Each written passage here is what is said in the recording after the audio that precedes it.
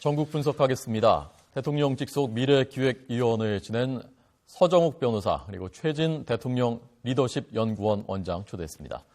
안녕하십니까? 예. 안녕하십니까? 안녕하십니까? 메리 크리스마스입니다. 예, 감사합니다. 좀 좋은 소식들이 국회 쪽에서도 들려왔으면 좋겠는데요. 내일부터 협상은 다시 한다고 합니다만은 연내 쟁점 법안들 선거구 획정이 타결될 가능성은 어느 정도라고 보십니까? 변호사님. 예, 최근에 국회 입법 마비 사태가 국가 비상 상황에 준하는 큰 위기라고 생각합니다. 그런데 이에 대해서 많은 국민들은 국회의원들이 어떤 현역 기득권을 위해서 선거구 협상을 하지 못하는 것이 아니고 하지 않는 것이 아닌가 이런 이제 큰 의구심을 가지고 있습니다. 실제 선거구의 가장 큰 쟁점이 비례대표의 의석 배분인데 야당에서 주장하는 연동형 비례대표제의 경우 독일에서 전국구와 비례대표가 비슷한 숫자에서 나오는 제도로 우리나라에는 전혀 맞지 않는 제도입니다. 이런 제도를 가지고 이렇게 끄는 것은 결국 현역 기득권을 지키기 위한 방법이 아닌가 이렇게 생각합니다. 만약에 올해 말까지 선거구 협상이 안 되면 모든 국회의원의 자격이 상실되고 현역 국회의원도 선거운동을 못한다고 한다면 과연 이런 식으로 무성의하게 협상을 하겠습니까? 실제 정치 신인들은 엄청난 피해를 보고 있습니다. 조속히 연말까지 선거구 협정이 타결되어야 할 것입니다. 예, 혹시 피해보는 당사자는 아니신 거죠? 예, 저는 아닙니다. 예, 어떻게 보십니까? 저도 비슷한 생각입니다. 일단 선거구 획정 문제라는 게 선거의 가장 기본적인 룰 ABC인데 지금 타결이 계속 미루지 않습니까? 그런데 이 선거구라는 게 국회의원들의 목숨줄과 관련된 거이기 때문에 아마 해당 의원들이 필사적으로 반대를 할 겁니다. 그런데 이 부분을 조율해야 되는 임무를 이제 당 대표가 가지고 있는데 실제로 내부적인 조율이 되지 않는 거죠. 그래서 결과적으로 첨예한 이해관계에 엇갈려 있는 이 국회의원들의 문제를 그 당의 리더들이 조율하지 못하고 차일피일 미뤄서 결국은 이 순간까지 왔는데 크리스마스를 넘기고 결국은 막바지 연말까지 가면서 국회의장이 직권상정하는 그런 최악의 상황까지 올 가능성이 좀 높다고 봅니다. 네. 자, 쟁점 법안들도 사실상 숙려 기간까지 고려하면은 연말까지 올해 안에 처리되기는 어려워진 것 아니냐. 물론 내년에도 임시국회 열어서 할 수 있기는 합니다만 가능성이 낮아지고 있습니다. 자, 사실은 국민들이 더 지금 더 촉각 뭐랄까 관심 있게 보시는 부분은 여야 당내 사정인데요. 야당이 더 복잡하니까 야당 얘기부터 해보겠습니다. 우선 문재인 대표가 조기에 선대위를 꾸려서 대표직 사퇴는 하지 않고 선대위에 권한을 주고 비주류 많이 참여시키고 이 카드를 꺼냈다고 합니다. 어떻게 보십니까? 좀 약효가 있을까요? 그러니까 과거의 상황과는 크게 달라진 건 없습니다. 아시다시피 그전에는 문안박을 제안했지 않습니까? 네. 문재인 안철수, 이제 서울시장. 근데 거기서 지금은 이제 문바뀜을 사실상 제안한 거죠. 예.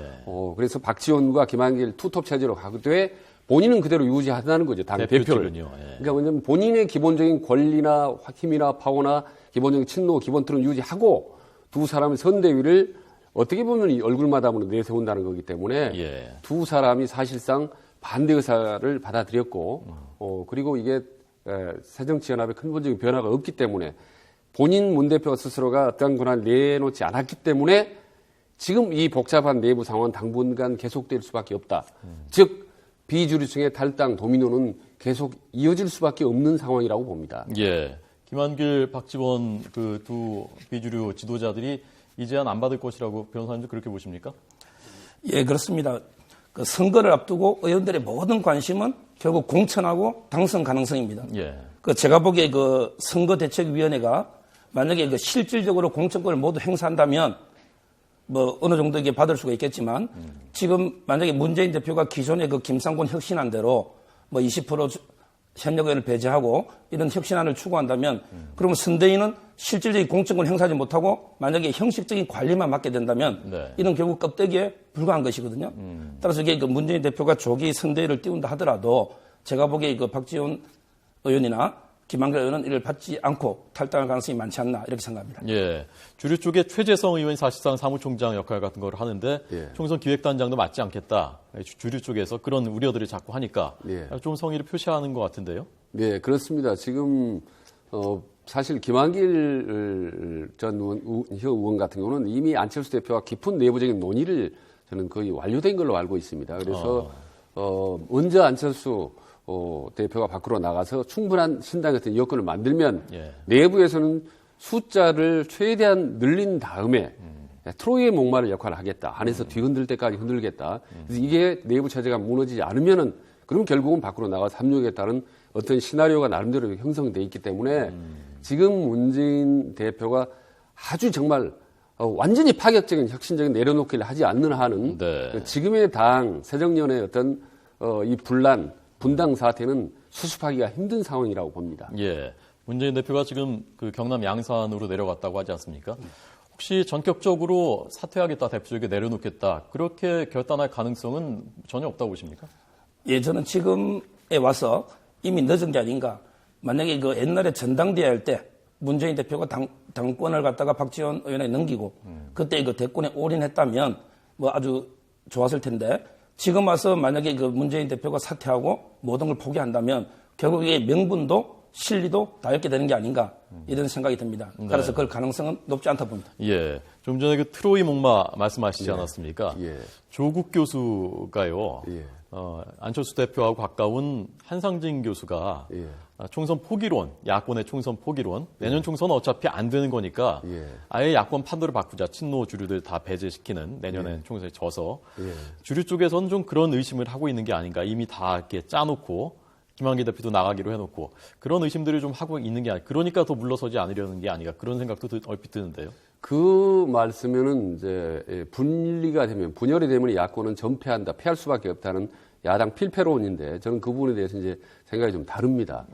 오히려 문재인 대표 친노 중심으로 일사불란하게 새정년이 갈 때 저는 훨씬 패배할 가능성이 높다고 보는 거죠. 1대1로 갈 경우에는 오히려 양강 구도로 가면은 백석도 쉽지 않다라는 것들이 야당 필패론이 아주 팽배인 상태입니다.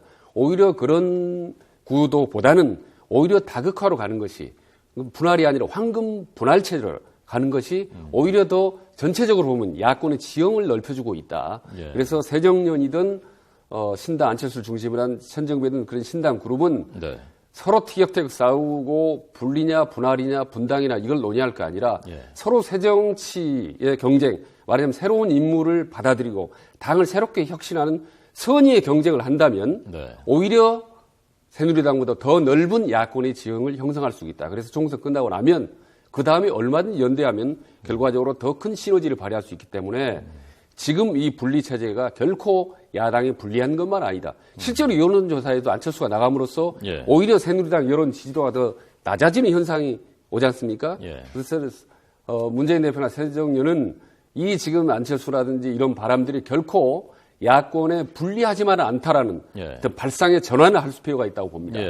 그렇지만 정치는 선거는 현실인데 여론조사 결과에서도 새누리당이 낮아졌다고 하지만 그래도 1위는 새누리당이고 그다음 뭐 안철수 신당, 새정치연합 이렇게 간다면 총선 수도권에서 해보면은 결국 새누리당이 당선되고 수도권에서 대부분 그렇게 되면 야권이 필패, 뭐 아주 참패할 가능성이 높은 것 아닙니까? 저는 이제 정치 현실이라는 거는 순전히 정치 공학적인 접근이라고 봅니다. 그러나 정치는 어차피 정치 심리학적인 부분을 봐야 된다. 지금 시대가 많이 달라졌기 때문에 그래서 수도권에서 초경합 지역들 5%가 아니라 20%, 3% 지역은 상당 부분 야권이 패배할 수도 있지만 부산이라든지 경기라든지 그 외에 다른 지역에서 그리고 호남 지역에서 훨씬 더 전반적으로 보면 선전할 가능성이 높다는 거죠.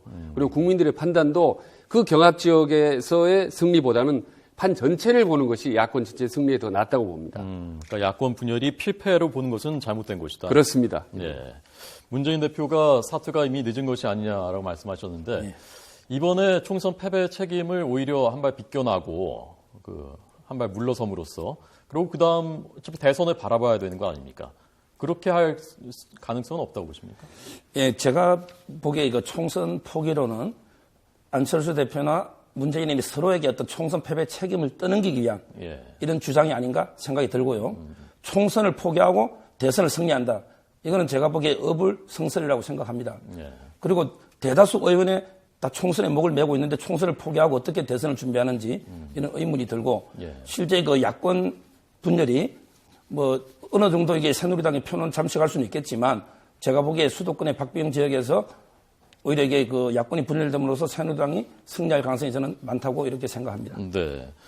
아까 그래서 이제 그 연쇄 탈당 쪽으로 김한길계에서 그러면 그 원장님 보시기에는 당장 내년 초쯤 되면은 김한길계 의원들이 대거 한 명씩인 건 뭐 이렇게 연쇄 탈당할 가능성이 높다고 보시는 거군요. 일단 연쇄 탈당 가능성은 분명히 있다고 봅니다. 다만 그 규모가 문제인데요. 네. 지금 나오는 이름 보면 주승용, 최재천, 농래, 정성호, 최원식 한 대여섯 명 정도가 아주 구체적으로 실명은 거론되는데요. 보면 확실한 김한길계 하면 10여 명 정도 됩니다. 그런데 쉽게 탈당하지 않는 이유가 내부에 훨씬 더 그 세력을 더 넓히겠다. 15명 정도는 더 넓히겠다. 왜냐하면 지금 현재 안철수 의원에 가 있는 사람은 한 5명 정도 됩니다. 그리고 그러면 나머지 이후에 광주에서 2명이 다시 합류할 가능성이 높습니다. 박예자 혹은 그 다음에 장병환 의원이 합류할 가능성이 높기 때문에 한 7명 정도 되거든요. 그 15명도 합하면 수명 정도는 넘을 수 있다라는, 넘겨야 된다라는 그런 거섯단체론의 어떤 전략을 짜고 있기 때문에 시간을 자꾸 미루고 있는 상태인 거죠. 그러니까 내부 힘을 최대한 확대시킨 다음에 결정적인 타이밍에 새정치연합 내부를 타격을 가하면서 안철수의 외부 그룹과 힘을 합한다라는 이제 그런 전략이 이제 계속 흘러나오고 있죠. 그러면 이제 광주에 남는 의원이 권은희 의원이란 말입니다. 그런데 어제 천정배 그 의원을 만나니까 이건 또 뭐지 하는 분들이 많았거든요. 어떤 의미라고 보셨습니까? 그 먼저 그 김한길계 탈당에 대해서 잠깐 말씀드리고 말씀드리면 저도 이게 그 김한길 의원의 탈당은 기정사실이고 다만 이게 가장 새정년에 타격을 주는 시점에 가장 타격을 주는 방법으로 그리고 이게 가장 많은 숫자를 규합해서 탈당을 하는 게 아닌가 이런 생각이 듭니다. 그리고 이제 그 권은희 의원의 경우 당연히 지금 현재 그 이종걸 원내대표의 비서실장을 맡고 있고 김한길계로 분류되기 때문에 탈당은 기정사실인데 다만 이게 그 권은희 의원 경우는 지금 모해 위정죄로 재판 중에 있습니다. 실제 그 옛날 국정원 댓글 사건 당시에 김용판 서울지방경찰청장 재판에서 모해 위정 혐의로 재판 중에 있기 때문에 만약에 그 공천을 생각한다면 안철수 의원의 그 혁신안에 의하면 어떤 재판에서 유죄 판결 받은 경우는 공천이 안 됩니다. 따라서 이게 권은희 의원 같은 경우는 안철수 신당에 갔을 때 과연 공천이 확실할까 이런 의문도 있기 때문에 일시적으로는 천정배 신당 국민회의 참여할 가능성이 있지만 궁극적으로는 그 계보상 안철수 신당과 결국 합류하지 않을까 이렇게 생각합니다. 권은희 의원이 김한길계라고 볼 수 있나요? 네, 크게 보면 그럴 수가 있어요. 재미난 게 광산에 권은희 의원 출마할 때 천정배 의원하고 치열하게 경합을 했지 않습니까? 그랬었죠. 근데 당시 안철수 김한길 공동 대표 체제에서 천정배를 제치고 저기를 이제 권은희 의원을 이제 공천을 한 거죠. 그러나 실질적으로 내부적으로는 다른 이제 의원들이 권은희 의원을 이제 공천을 권유했기 때문에 결국 공천을 받게 됐지만 크게 보면은 이제 두 사람이 어떤 계보지만 또 의외로 공천을 경험했던 아주 그때 등지었고 치열하게 각을 세웠던 천정배 의원으로 가버린 것이 참 보면서 정치는 이렇게 밤새는 원수 없다라는 속담이 다 맞아떨어지는데 제가 알기로 이미 오래전에부터 천정배 의원이 나름대로 권은희 의원에 좀 공을 들였었습니다. 그렇군요. 왜냐하면 이제 본인이 말한 유키레이가 젊은 의원들을 상당히 좀 중시하거든요. 근데 혼합에서 가장 젊은 의원이고 또 여성인 그런 또 천정배와 새로운 정치의 이미지에 좀 맞다고 판단했기 때문에 상당히 그동안 좀 공을 들인 결과가 이번에 좀 나타나고 있다고 봅니다. 여당은 지금 험지 출마론 얘기가 계속 며칠째 나오고 있는데 이것도 한꺼풀 바뀌고 들어가니까 결국 친박계하고 비박계하고 그 같은 험지 출마론이라도 서로 생각이 다르더군요. 어떻게 보셨습니까, 변호사님? 저도 험지 출마론에 대해서 먼저 그 정권이나 당에서 큰 혜택을 누린 분이 먼저 희생을 해야 된다. 이 취지에 대해서는 동의합니다. 그렇지만 이게 그 험지의 개념을 명확해야 되는데 험지 출마론과 사지 출마론은 틀리거든요. 험지라는 것은 기존의 위원장으로서는 좀 어렵지만 전국적 지명도를 가진 분이 나갔을 때는 가능성이 있는 이런 지역에 하는 게 험지 출마론입니다. 근데 지금 친박이나 비박이 주장하는 거 보면 서로 자기 편은 텃밭이라는 건 누가 나가도 된다는 거죠. 그리고 상대편은 사지, 험지가 아니고 사지에 출마해라. 예를 들어 이게 이재호 대표의 호남 출마론도 그런 거거든요. 그건 누가 나가도 어려운 지역 아니겠습니까? 따라서 이게 그 험지라는 그 개념을 좀 명확히 해야 되고 두 번째는 이게 그 제가 보기에 험지 출마론을 어떤 떠밀듯이 이게 강요하는 것이 아니고 솔선수범하는 그래서 이게 앞으로 논의는 야, 내가 험지에 출마하겠다. 예. 이런 선언은 많이 놓는 게 바람직하고 저는 필요하다 봅니다. 예. 그렇지만 이게 자기는 안 나가면서 누구는 험지에 나가라. 이렇게 이게 떠밀듯이 요구하는 것은 부당하다고 생각합니다. 예. 그게 원래 험지 출마나 사지 출마론이 원래 김대중 대통령, 김영삼 대통령처럼 그 야당의 어떤 그 전유물이나 어떤 활용 무기였습니다. 그래서 과거 90년대 초반에 김대중 대통령이 영광한평이라는 전라도 지역에 TK 출신의 교수 이수윤을 공천했지 않습니까? 아하. 그래서 동서 화해를 상징적으로 표현한다. 이런 이제 전략적인 용도로 많이 활용을 해서 상당히 좀 효과도 보고 국민들로부터 좀 박수도 받았는데 요번 사지 출마, 험지 출마는 초반에 상당히 순수했던 그런 의도가 시간이 지나면서 많이 변질돼 버린 것 같습니다. 그래서 상대의 진영을 오히려 공격에 떠뜨리기 위한 그런 무기로 활용되어 있기 때문에 이 부분에 대해서 다시 한번 그 순수성을 재정립하지 않으면 오히려 아까 말씀하신 대로 가자마자 죽는 사지 출마가 될 가능성이 높다고 보는 거죠. 네. 안대희, 오세훈 뭐 이분들이 대략 범친박계로 지금 분류가 되는데 자꾸 험한 데로 나가라고 김무성 대표가 하니까 홍문종 의원은 이 인큐베이터에 넣어줘야 될 사람들인데 자꾸 험한 데로 나가라고 하느냐라고 하는데 그런데 서울 지역의 좀 열세 지역 이런 것들을 사지라고 볼 수는 없는 것 아닙니까? 거긴 나가서 이 정도 명망가들이면 나가서 해볼 수 있는 그냥 험지 정도인 것 아닙니까? 예, 결국 이게 그 선거에서 당선은 제가 보기에 전국적 지명도만 가지고 되는 것이 아니고 어떤 이게 그 지역의 정당 지지율이나 선거 전략이나 또는 이게 그 조직력이나 모든 게 종합적으로 돼야 됩니다. 따라서 이게 안대희 대법관이나 뭐 이런 분들이 김항식 총리나 어떤 이게 선거 전문가는 아니지 않습니까?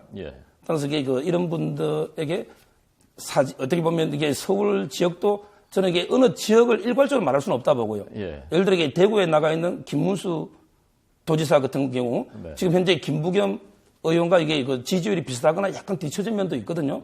따라서 이게 대구가 무조건 텃밭이 아니고 그건 험지라고 봅니다. 따라서 이게 서울 종로도 논란이 있지만 제가 아까 말한 것처럼 험지라는 것은 그 지역의 인물로는 어렵지만 전국적 지명도 갖춘 분이 나갔을 때 되는 거. 따라서 이게 그 박지원 의원으로도 충분히 정세균 의원을 이길 수 있다면 그건 험지가 아니죠. 그런데 박지원 의원은 어렵지만 오세훈 시장은 된다. 그럼 이게 험지를 볼 수도 있거든요. 따라서 이게 일률적으로 험지도 아니다, 서울이. 이렇게 좀 말하기는 어렵고요. 마지막 하나만 더 말씀드리면, 예를 들어 이게 노원의 안철수 대표와 오세훈 시장이 붙으라. 저는 이런 거는 맞지 않다 봅니다. 왜냐하면 이게 월드컵에도 이게 시드가 있어서 강팀은 결승전에 가서 붙어야 되는데, 만약에 이게 예선부터 했을 때 저는 문제가 있다 봅니다. 따라서 이게 그 새누리당의 후보가 안 그래도 지금 대선 후보가 열악한데 초기에 너무 이게 대선 주자들끼리 붙는 것이 바람직한가 이런 의문을 가지고 있습니다. 그런데 방금 굳이 이제 앵커께서 그 실명을 거론을 하는데 안대희, 뭐 조인성, 오세훈, 김학의 이런 분들은 사실은 인큐베이터에 넣어서 키울 사람은 아니죠. 충분히 지명도를 가지고 있기 때문에 요런 정도의 분을 수도권에 사실 한 번씩 나가서 해주는 것이 훨씬 어떤 국민적인 주목도를 끌 수 있고 여당 입장에서는 결코 플러스 효과가 더 많기 때문에 이런 정도라면 서울서는 이제 충분히 내보낼 만한 다는 의견에 저는 공감을 합니다. 오세훈 정몽중 전도 그렇죠. 그건 인큐베이터에 들어갈 저희가 아니죠. 그렇죠. 그 정도는 충분히 국민적인 그 인지도가 있는 분들이기 때문에. 안대희, 뭐 김황식 이런 분들 얘기한 것 같은데 김황식 전 총리는 아예 안 나간다고 못을 박은 것 같고요. 김무성 대표한테. 그렇습니다. 정몽준 전 대표는 어떻게 할 것 같습니까? 그 부분도 이제 워낙 다선을 한 데다가 또 이번에 그런 전체 국제적인 기구에 출마 설계도 있기 때문에 본인으로서는 또다시 나가는 것이 부담스러울 수도 있습니다. 다만 김황식 전 총리 같은 경우는 이제 호남 출마론이 이제 거론됐지 않습니까? 그런데 국제적인 대회 유니버시티 조직위원장까지 맡았고 상당히 공을 또 세운 분이기 때문에 만약에 이런 분이 광주나 호남에 간다면 새누리당에 상당히 좋은 긍정적 효과가 올 수 있다. 솔직히 당장 이번에 가능성은 적지만 대선을 좀 보고 좀 더 멀리 겨냥한다면 상당히 좋은 효과가 있습니다. 그러나 개인적으로는 상당히 힘든 그런 선거를 하기 때문에 이제 사양할 수밖에 없겠죠. 알겠습니다. 새로운 제안이었습니다. 오늘 최진 원장님, 서정욱 변호사님 잘 들었습니다. 고맙습니다.